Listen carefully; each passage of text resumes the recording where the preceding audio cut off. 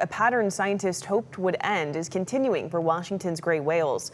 Even after the peak period for strandings, researchers say this year's numbers remain unusually high. Gray whale deaths are nearing the record from the last unusual mortality event that was set back in 2019. Madeline Carter from our Seattle sister station spoke with experts about what this means for the population. In Seattle, whales are everywhere.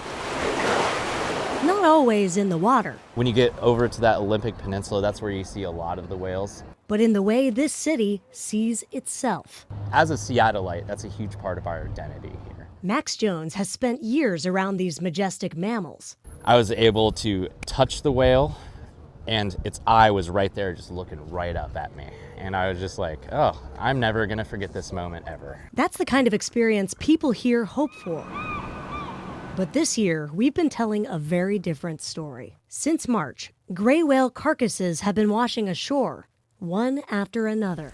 For a state that treasures its whales, this year's death toll has been especially difficult to watch. And now researchers say this is no longer just a troubling trend. It's something that now carries a familiar designation. NOAA has a designation. They call it an unusual mortality event when strandings exceed normal levels. The last time NOAA made this declaration was in 2019, after a record number of gray whales died in Washington. That event ended in 2023, but the die-off continued. We never really saw a full bounce back.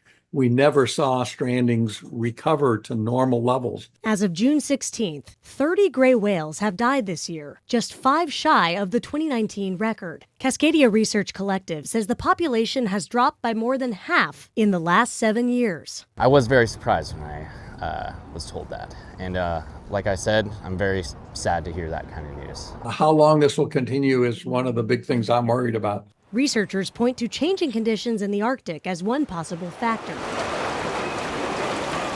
Whales help define Washington. Now, the people who study them say it's our turn to define what happens next. We need to protect them. Environmentalists needs to step up.